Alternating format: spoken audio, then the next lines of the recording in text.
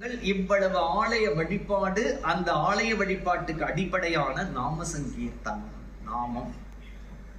இந்த ஆலயத்தில் இருக்கக்கூடிய மூர்த்திகள் எல்லாமே ரொம்ப சக்தி வாய்ந்த மூர்த்திகள்.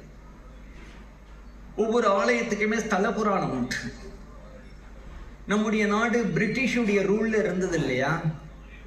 அப்படி பிரிட்டிஷுடைய ரூல்ல இருக்கும் பொழுது நம்முடைய தேசத்தில் இருக்கக்கூடிய கோவில்களுக்கும் அவர்களுக்கும் ஏற்பட்ட சில நிகழ்ச்சிகளை நம்ம பார்ப்போம். புதுவை அப்படிங்கிறது தமிழ்நாட்டில் இருக்கக்கூடிய ஒரு யூனியன் டெரிட்டரி.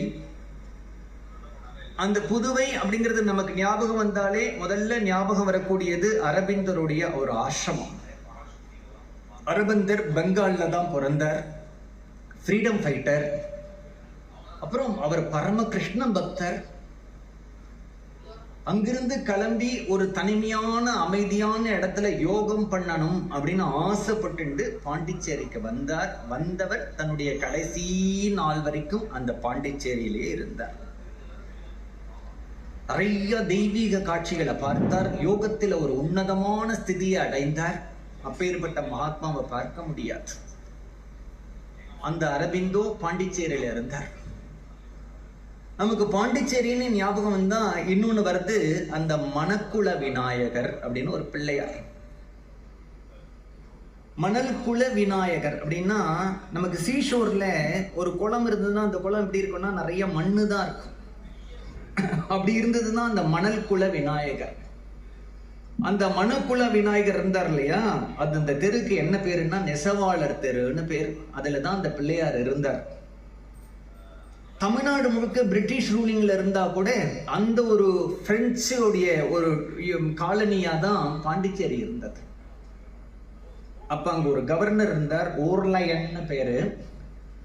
அவர் என்ன பண்ணினார் அப்படின்னா, இந்த பிள்ளையார் இருக்கக்கூடிய இடத்தை இடிச்சிட்டு அங்க ஒரு ஃபோர்ட் கட்டணும், அந்த தெருவுக்கு தன்னுடைய பெயரை வைக்கணும்னு ஆசைப்பட்டு அந்த பிள்ளையாரை தூக்கி சமுத்திரத்துல போட்டுட்டார். நம்ம எல்லாம் பிள்ளையார் சதுர்த்தி முடிச்ச உடனே போடுறோம் இல்லையா, அவர் அதை அன்னைக்கே பண்ணிட்டார்.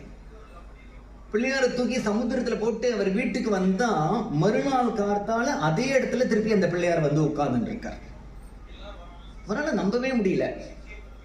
யாராவது கொண்டு வந்து இந்த பிள்ளையார் இந்த இடத்துல வச்சிருப்பா அப்படின்னு நினைச்சுட்டு திரும்பி என்ன பண்றாரு, 2வது நாள் திருப்பி கொண்டு போய் அதே பிள்ளையார சமுத்திரத்துல போடுறார். மறுநாள் காலத்தால திரும்பி அதே இடத்துல அந்த பிள்ளையார் வந்து உட்கார்றார்.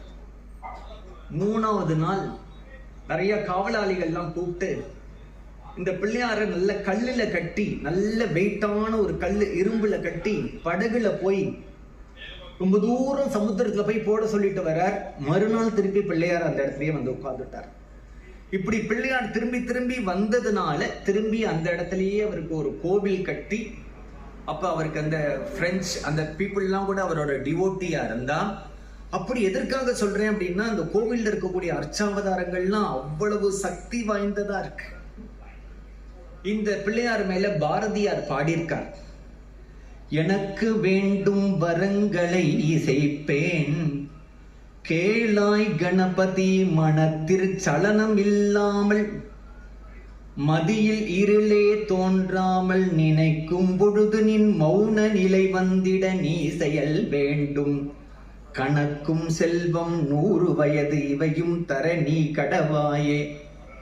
விநாயகர் நான்மணி மாலைன்னு இந்த பிள்ளையார் மேல பாடியிருக்கார்.